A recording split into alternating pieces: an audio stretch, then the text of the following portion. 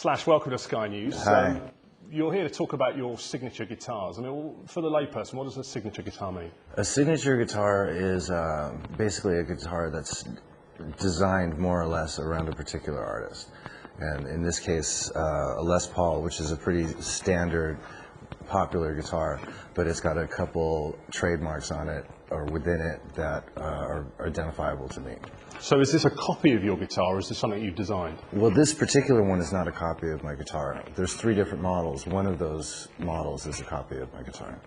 This one is a Les Paul, which has my kind of pickups that I use in it. It has certain particular pieces of hardware that I use, a certain shape of the neck, you know, just little things that I prefer on a Les Paul, and so they decided to basically design one based around those specs.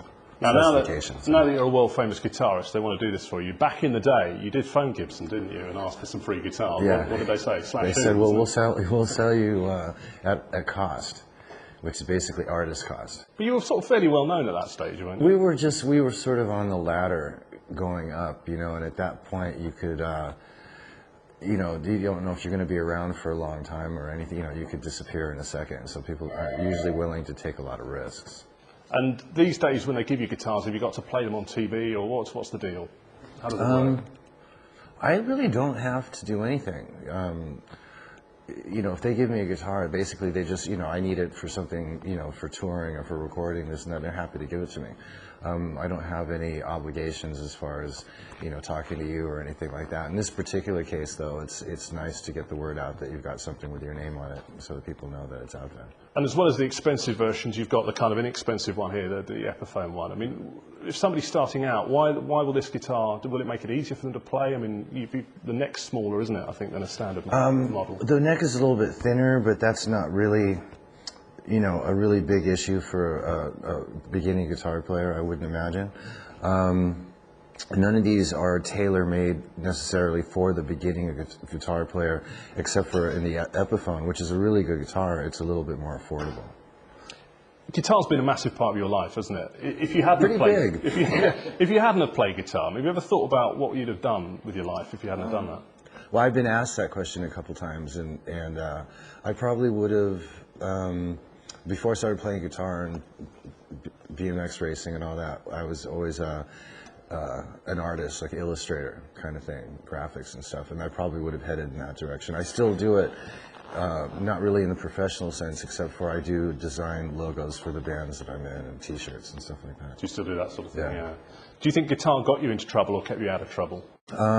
It got me into a different kind of trouble, but I think all in all, guitar probably got me a little bit more focused and a little bit less haphazard and less of a danger to other people, and actually more of a danger to myself.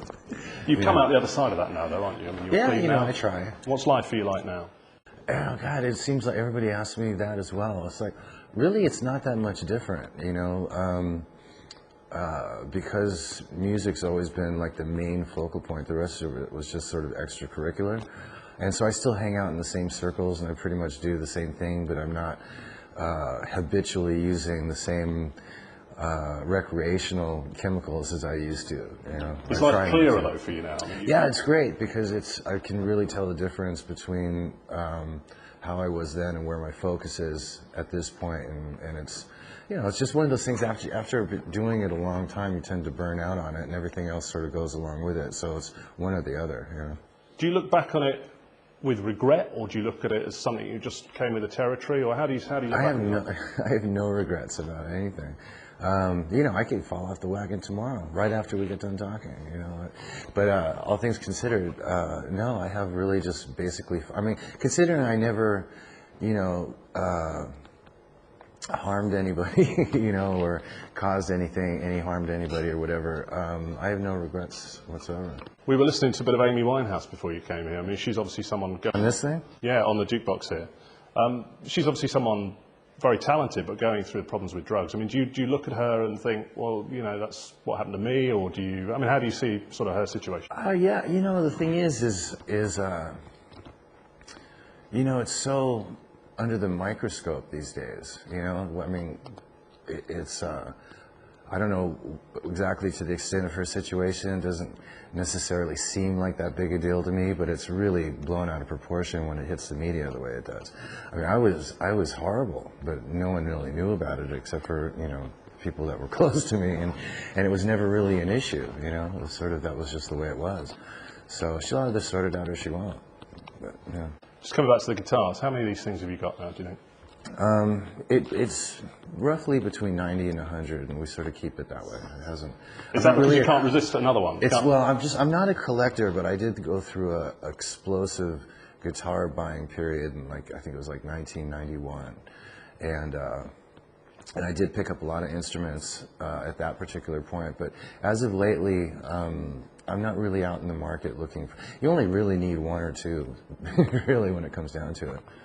Because a lot of guitarists, when they're starting out, think they've got to get the best one to play. I mean, what would you say? I mean, would the budget guitar... It's trying to figure out what is the best one. You really, you know, as a kid, as an young aspiring guitar player, you're very impressionable, and you're looking for your sound, you're looking for the right thing that's for you in terms of aesthetics and all these other different things. And then there's all these magazines with tons of advertisements for all these different pieces of gear. And then there's different artists that you're influenced by and this and that. And so you go through this long, seemingly endless searching period, you know, and you pick up a lot of stuff along the way. But it's something that it's inevitable every guitar player goes through. The last 12 months, Slash, we've seen a lot of bands who've said never again, and never reform again, reforming. Even Led Zepp got back together. What would it take to get Guns N' Roses back on the stage together, the whole band again? I don't know. I guess that would be some sort of twist of fate. Not money, then? No. If it was for the money, we would have done it years ago.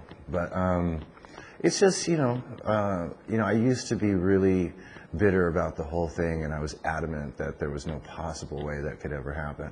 And in light of the trend right now of everybody getting back together for the cash, I don't think we'd want to, you know, do it, you know, especially based on those reasons, but definitely not to do it to keep up with the Joneses.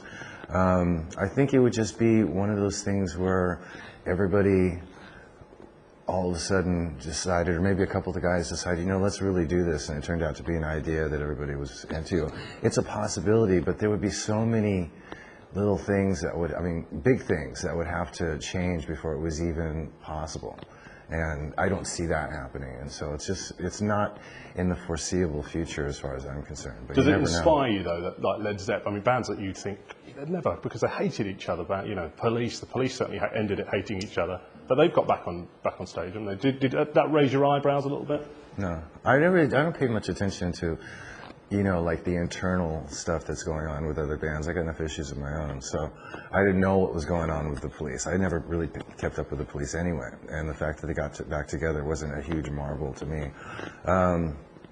You know, obviously Led Zeppelin getting back together was sort of like, oh, cool. You know, I wanted to go to that gig, so, you know, that was one of the ones that would have been cool to go to. But, you know, some people do it for the right reasons, some people do it for monetary reasons or whatever. But I think the main thing is when, you know, fans are really, I mean, that would be the main reason to do Guns, would just be for the fans that got missed out on that whole thing.